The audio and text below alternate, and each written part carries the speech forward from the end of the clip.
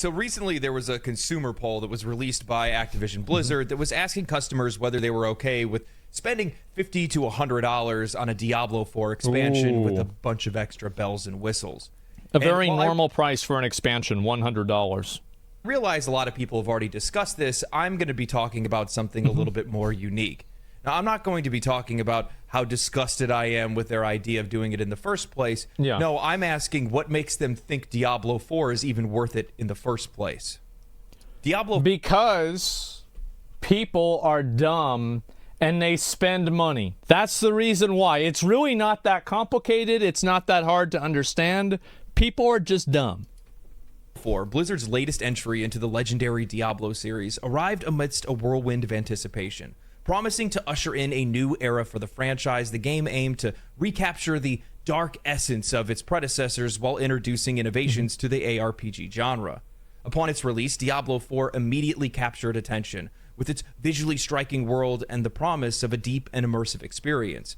The game boasted enhanced graphics, a sprawling open world, and a narrative that seemed to harken back to the roots of the Diablo saga. However, the honeymoon... I gotta tell you guys, the Diablo 4 story was better than the Diablo 3 story, but goddamn, does it even have anything even remotely fucking close to the story of Diablo 2? It's just, it's in a different league, right? It's just a different league. Like, that's the way it is. The honeymoon phase was short-lived. Despite the impressive facade, Diablo 4 struggled to retain its player base. Players began voicing concerns over various aspects of the game, including its lack of depth in gameplay, endgame content variety, no meaningful crafting, lack of storage, poor build variety, and overall replayability began all to surface at once. The players spoke louder than words. A steep decline in active player bases were observed shortly after the game's launch. The exodus was not merely a fluctuation in numbers, but a clear indication that Diablo 4 was not living up to the community's expectations. I just don't really see why people would spend time on Diablo 4 whenever PoE 2 is out. Like, I just think PoE 2 is going to be better than Diablo 4 in every single way. Like, I can see why somebody plays Diablo 4 over PoE 1. I can totally understand that. There's a lot of reasons. Completely understandable. But PoE 2? Longtime fans and newcomers alike expressed their disappointment. Comparisons were inevitably drawn to earlier entries and other titles within the genre, with many feeling that Diablo 4 lacked the captivating magic and complexity that had once defined the genre. As we delve deeper into the controversies surrounding the upcoming expansion and its pricing, it's crucial to understand this backdrop. Diablo 4, a game launched with promise and potential, now stands at a crossroads. Its future hinged on how well it can reconcile with the past and I think that if they keep releasing seasons, if Diablo 4 keeps releasing seasons like Season 2, the game will be good. I enjoyed playing Diablo 4 in Season 2. I had fun in the game. I don't think that it has anywhere near the level of content or depth or excitement that PoE has. But I still had a lot of fun playing the game. And it was enjoyable enough for me to go back probably in Season 3 and at least try it again. Align with its community's expectations. I'm just being honest. The launch and the issues that follow have me sitting here scratching my head as to why Blizzard would believe that Diablo 4, an expansion for the game, would be worth the same price as the box price for the game. I mean, $50 to $100. We know most people are going to be sitting in the range of anywhere from $70 to $100 because they have to have that early access if they were to buy it. I gotta buy the game. I have to spend $20 to play the video game 3 days early. I have to do it. I need to do it. I don't want to be behind. But why would the players want to invest in a game that didn't meet their expectations the first time around? And it's not like the game has really recovered since then. Even more so, think about the value proposition. Why would you want to charge $50 to $100 for a game where you have competition that's out there right now that's providing a more engaging and more fulfilling experience for far cheaper or even free? In the competitive landscape of action RPGs, Diablo 4 is not an isolated phenomenon. It exists alongside notable titles like Path of Exile, Grim Dawn, and Last Epoch. Each one of them... it's also like, for a long time, I don't think that really... Like, Diablo 4 doesn't really need to compete a lot against PoE 1, I don't think. And the reason why is that Diablo 4's graphics are a lot better than PoE's graphics. And people perceive that as being a better game, especially in a very, very large mainstream audience. Grim Dawn is too small to even be a competitor or something that's worth talking about. Last Epoch, I think, is a great game, but it also still doesn't have that high-quality AAA polish that people perceive good games to have. And I will play Last Epoch at some point, right? I want to, at least. So it's not like I don't want to play the game because of that, but like I can just acknowledge that the average consumer doesn't see things that way. And I think with Diablo 4, it's the exact opposite, right? Is Diablo 4 looks really good. It has a very, very like surface level compelling reason to play it.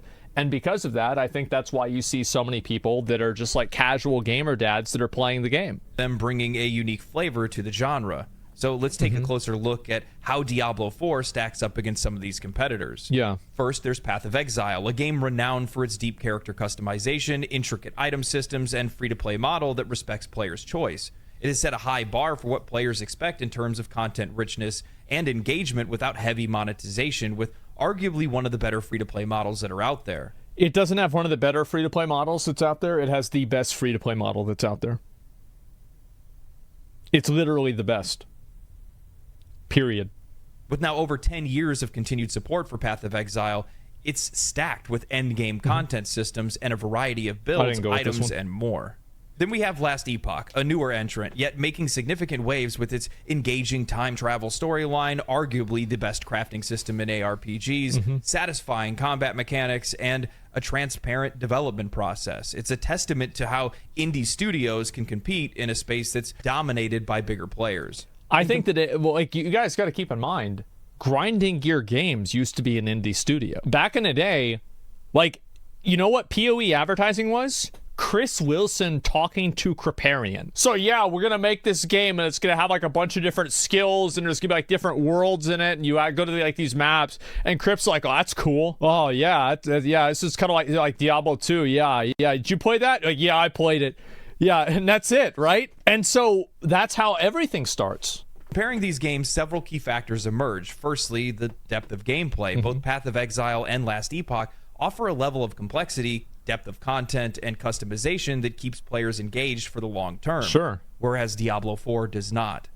Well, I also want to keep in mind that like the complexity that Diablo 4 provides, the complexity that it doesn't provide is valuable for a lot of people.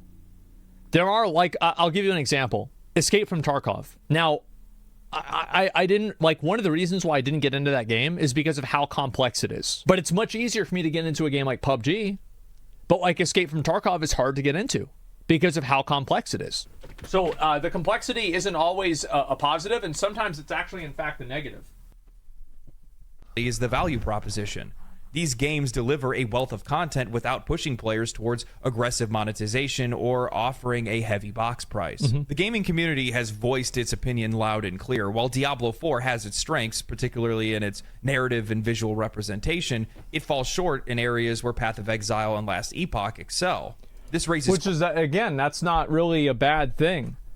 Like, they're never... Like, realistically, Blizzard is never going to be able to compete with PoE in terms of complexity or pace of content. It will never happen.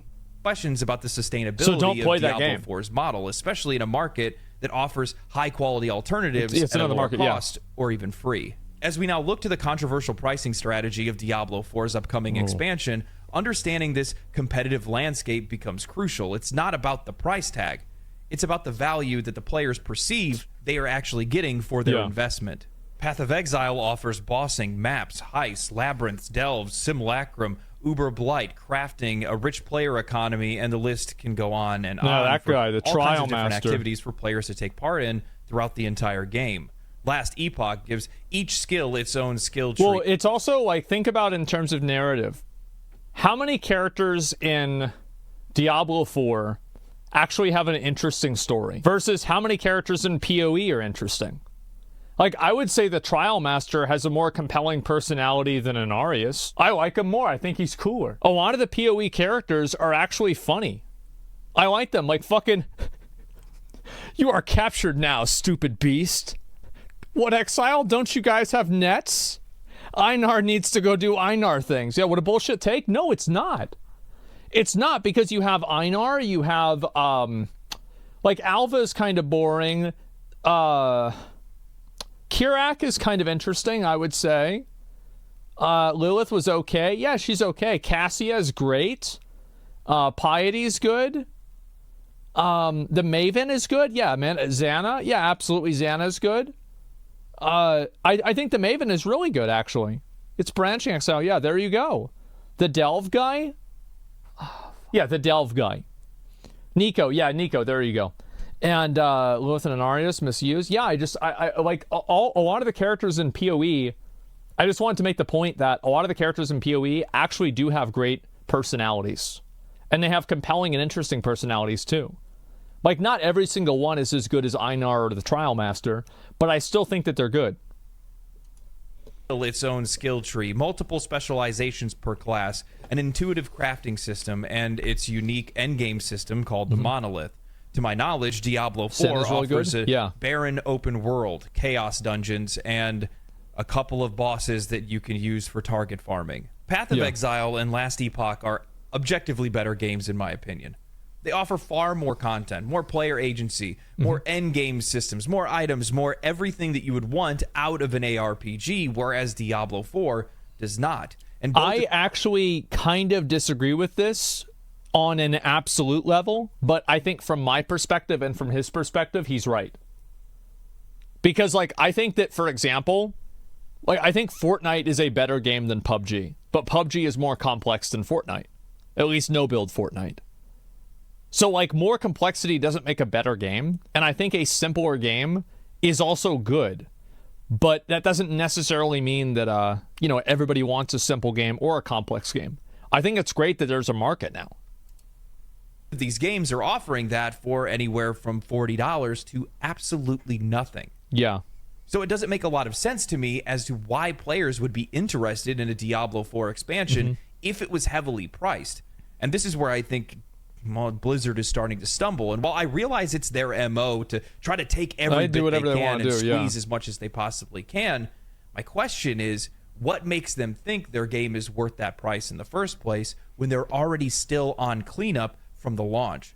Because the reality is that the people that are unhappy about Diablo 4 are a minority. And a lot of the people that hear about Diablo 4, like, they're watching the big game on Sunday, and they saw a commercial for Diablo 4, and they went and they bought the game at Walmart. Like, there's a lot of them. And, like, you're never going to reach the super boomers. You're never going to reach the 43-year-old dads. It's not going to happen. Haven't fixed many of the issues that are still in the game. There still isn't any increased stash space. They saw Megan Fox want to buy the game. Yeah, in fact, true. The first hint that we have of increased stash space is coming from this expansion, saying that it'll be included in some of these pre-ordered bundles. Say it could be The other included. thing to keep in mind, too, is while the price of these other games is far cheaper, once you are in for the box price for Diablo 4 and then the expansion, you're going to be in the hole for $150 to $200. That's a lot of fucking money. Money has been meaning a lot more to people over the last couple of years as, well, inflation's kind of done its whole thing. And I also want to keep in mind that PoE does expansions. Like, Maven was an expansion. It's like Ritual League, right? Was that Maven? And then Cirrus was an expansion. I think Elder was an expansion as well. They've done expansions. It's just that you don't know that because they don't charge any money. It's like, hey, by the way, there's an expansion. Oh, okay. That's it. And that's what has me scratching my head. Blizzard should be on the apology tour still. Really? Yeah. They're not serious. out of the hole yet. So this very much feels like a situation where it's the tail wagging the dog. They're going for the money, but they're not actually offering any value in return. And we're not talking about a game that has popularity now. Yeah. Its popularity's already dead, and that's something we're going to talk about here in a minute. So that's what makes it even more confusing. Now, I brought this up in a video where I was talking about how much they had spent on their marketing, but this very much feels like they're just trying to force monetization into the game because, well, because they can. That's why. Somebody says in chat, man, I uninstalled PoE after half an hour because the game looks like shit and the camera is so low and you can only see your character's forehead. That's it. but I love to enjoy 1 week playing Diablo 4 New Season and switch to other games. I hate so much people compare Diablo 4 with other action RPGs. Just play them if you like. What the fuck? Enjoy your games. Well, I don't necessarily think that's... I don't think that you're wrong. He got filtered. Well, how's he wrong for being filtered? What's to say that, like, this isn't a guy with, like, a tremendously successful career that he just simply doesn't have the time to invest into learning 8 different video game systems? You say getting filtered as if this is some sort of, like, personal flaw. Yeah, maybe he got filtered because he was busy and he didn't like the game. He didn't want to invest that much time into it. Like, what's the problem with that? Yeah, and like, again, PoE, like, he's right. PoE doesn't look as good as Diablo 4. PoE 2 looks better than Diablo 4. So obviously, Grinding Gear Games cares about graphics. And, like, there are things in PoE that look as good as Diablo 4. Searing Exarch. So good. Maven. So good. The Trial Master fight. So good. But in general, yeah, it's not the same quality. He actually engaged with it when the game was released. According to a leaked survey from Blizzard talking about the upcoming expansion, Vessel of Hatred, for Diablo 4, the bundles for the expansion are going to include things like a unique hero skin, a unique mount, 1,000 platinum, and other in-game items like a town portal skin and stash tabs. These tiers then escalate in price and content, with the $100 bundle offering extensive in-game perks like 2,000 platinum per season per year. Yeah. The controversy primarily revolves around the inclusion of elements that many players are going to find pay to win. As an example, higher priced bundles offer early access to powerful in-game items, legendary aspects, as well as stash tabs, potentially giving players considerable advantage in gameplay. The community's response to this survey has been overwhelmingly critical. Players have... Yeah, people have been negative about the survey for obvious reasons. It makes sense. Expressed their concerns about the monetization of features like stash space, which they expected would come as a free update, and the potential imbalance of introducing early access to powerful items. This criticism reflects a broader concern about the balance between paid and free content in modern games. Yeah. This situation with Diablo 4's expansion and its pricing isn't just a standalone issue, but a part of it. Well, also the reality is that, like, whenever they're releasing an expansion every year for $100 or $70, that means next year you're going to have to buy another expansion for $70. Like, that's just how it is. And I think that's the big problem that a lot of people have. And like, it's not just a one-time thing. Like with PoE, if you buy a currency tab, you will not only have that currency tab in perpetuity for every league in the future, but it will even carry over to PoE 2. So it's like, if you spend $60 in PoE, you will keep that fucking money in the game. You will keep those advantages. You won't have to buy a new expansion every year to do that. Like, yes, every once in a while they'll make a new tab, right? They made a new gem tab. They made a new tab for, like, fossils at a certain point, right? That was a long time ago. I think the gem tab's the most recent one, right? It's the earliest I can remember. But overall, there's not a whole lot. A larger conversation in the gaming industry about value, monetization practices, and player expectations. Blizzard is aiming to have Path of Exile's monetization strategy bolted onto a full-price title and a full-priced expansion. That, in and of itself, is absolutely absurd, but the one thing that I haven't really seen a lot of people discuss is whether or not Diablo 4 even deserves to have that kind of monetization. I don't think that even matters. Like, to me, it's all about the gameplay. Like, if there was a really good game, I'd pay $100 for it. Would I pay $100 for Elden Ring? In a fucking heartbeat.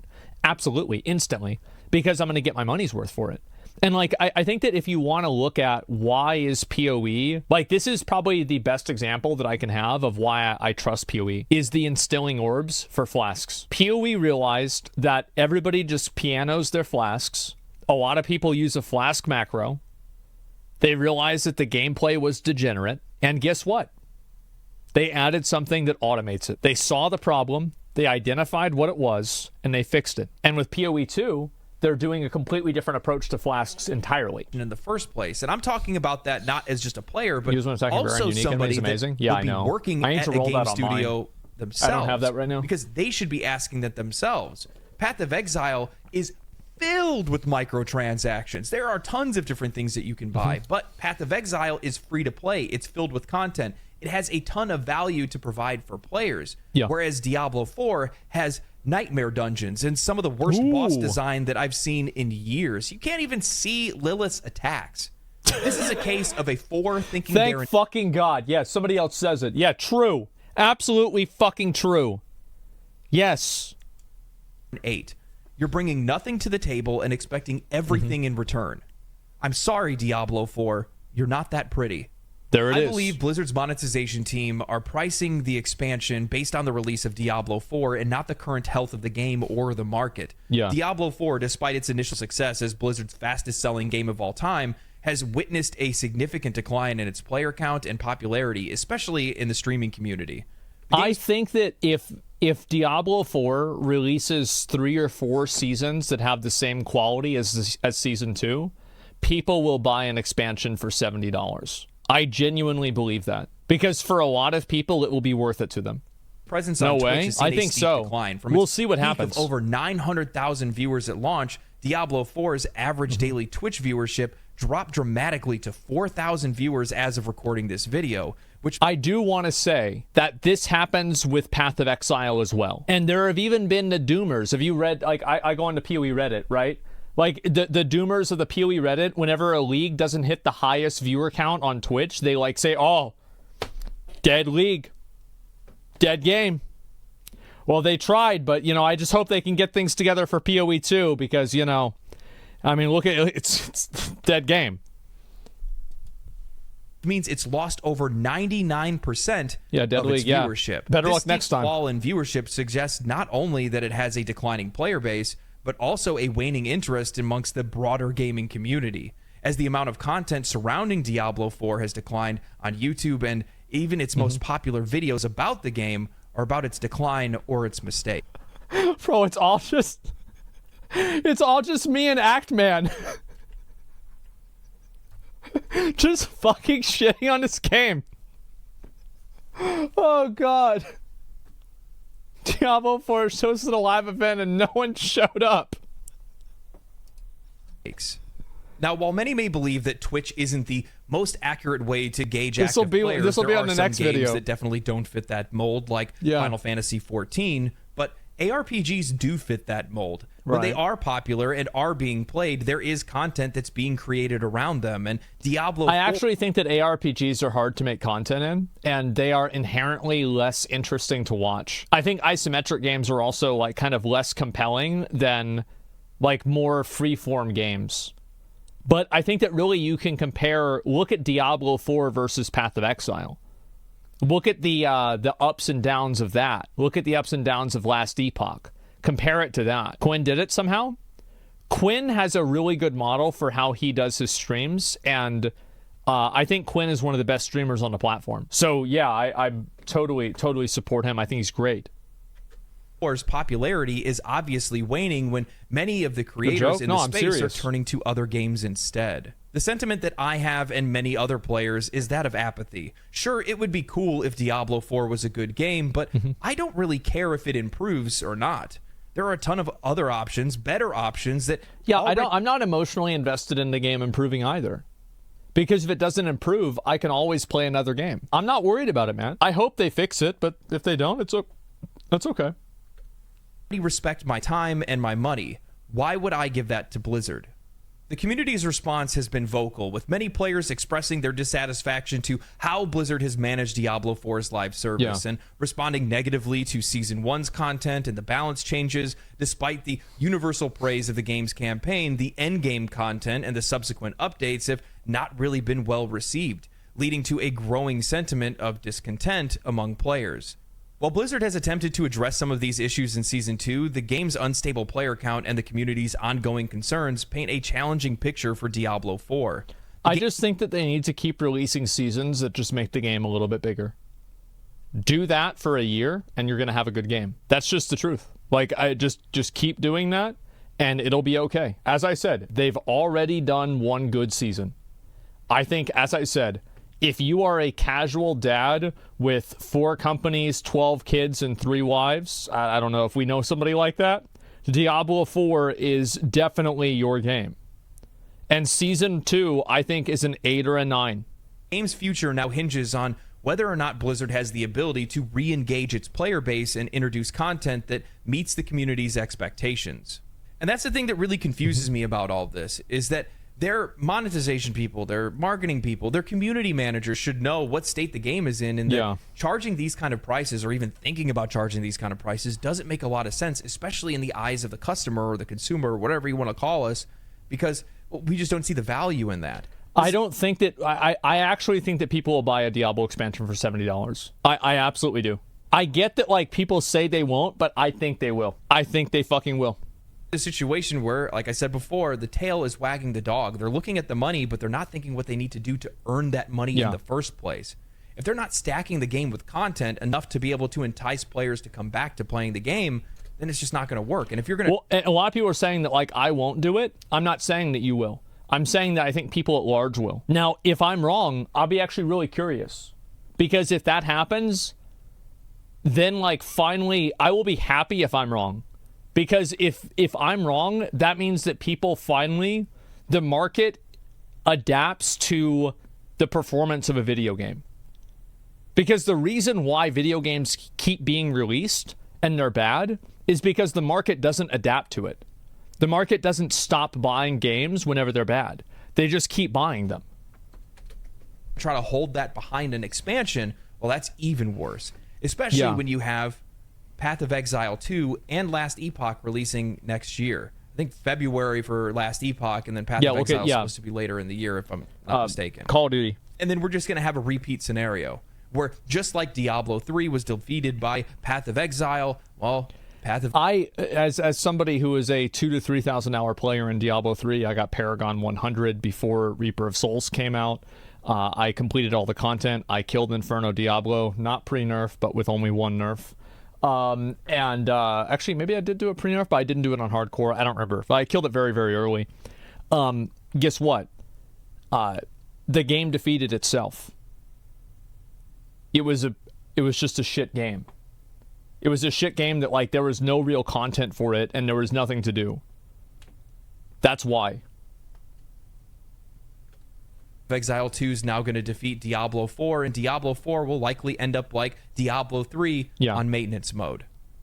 And this all has to do with the fact that they're just trying to force feed monetization into their game. And why I think this is happening is because they didn't make as much money off of the live service as they thought that they would, because the game lost its popularity immediately, evaporated in thin air. Because that's the problem, is, like, if you can't keep people playing the game, nobody's going to buy a microtransaction for a game they're not actively playing, right?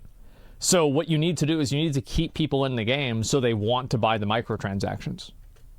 Gone, which means you don't have people that are buying your platinum, that are buying your mounts, that are buying your skins, that are buying all of your other garbage that you want to sell them. And as such, they're looking to try to go in and squeeze for as hard as they can to try to get as much money as they can, because they probably over-invested in the game during its initial development. I think they invested too much money into marketing, but that also could be because I have a blind spot for all of the people that they reached that I don't even see, right? Those are the gamer dads, the 43-year-olds. And all of that marketing expenses, so I don't know if they did or not, and everything else that they did. I feel like They're did. Trying to cover up for mistakes, but the problem is you can't do it that way. And sure, you might be able to rake in a few dollars off of the Diablo 4 expansion, but I don't think it's enough to cover the whole. And even more than that, what's marketing in Diablo 4? Maybe I should. You're really leaving a lot of money on the table if you don't have an effective live service. That's right. Like, a lot of games have live service now because of the term. Like, listen to him say this again. You're really leaving a lot of money on the table. That's the term that everybody uses. You're leaving money on the table. He's watching, G? Yeah, Legendary Drops is in chat. There he is. What's up, man? Yeah, these videos are fucking great. And it's like, and the problem is that he's not wrong. Or they're not wrong. You are leaving a massive amount of money on the table. And that's why it's so hard to get games that don't do this. It's super rare. If you don't have an effective live service, especially as a company that only makes live service games. Yeah. Honestly. Yeah, they do, actually. It's kind of embarrassing. Blizzard. I like live service games. I just don't like bad games. That's the way I feel. Anyway, that's all I got for the video. Hope you guys enjoyed this. Just a thought thing, experiment of sorts. Let you kind of sizzle on that a little bit. I try to... Somebody says it's so fucking short-sighted anyway. Look at Baldur's Gate 3, super successful in making money. Everybody will buy Larian's next game. Which one do you think made more money? Baldur's Gate 3 or the first 3 cosmetic mounts in World of Warcraft?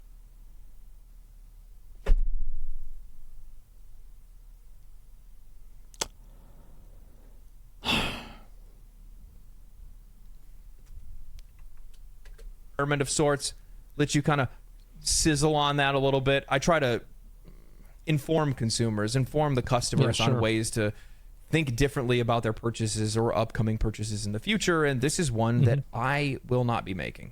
So maybe you think about it and you go, well, I think they're doing great. I think they're actually, absolutely buy it for content in the right direction, and you go and buy it. 100% cool. I will. Hope you enjoy it. But personally, I don't think they've done enough, and I don't think that they will. That's just me. Hope you guys enjoyed the video. Stay cool, stay righteous, stay safe, my friends. See you in the next video. Peace. That's a good video. I feel like a lot of people, though, like I am a massive edge case. I am a live streamer that plays like every Blizzard game, basically. So, like, of course, I'm going to buy it. There's the video. Make sure to give it a like. This was a good one from Legendary Drops. We've watched a number of his videos before. Yeah, would you buy it if you weren't a streamer? It depends on how much money I had. Like, if I only had... Like, let's say I had disposable income a month of $100. Maybe $150, $200. Probably not. I'd wait for it to go on sale, or I'd wait for the first season of it, and then I would buy it. But if I was like a multimillionaire, then yeah, I'd buy it. Who cares? Sure, like, why not? But it just depends on how much money you have. And, like, what that money is worth to you. Yeah, like, if I wasn't a streamer and I had another job that made me a multimillionaire, then yeah, I would probably buy it. That's what I'm saying. Like, he's saying, like, in a theoretical, as if I wasn't a streamer.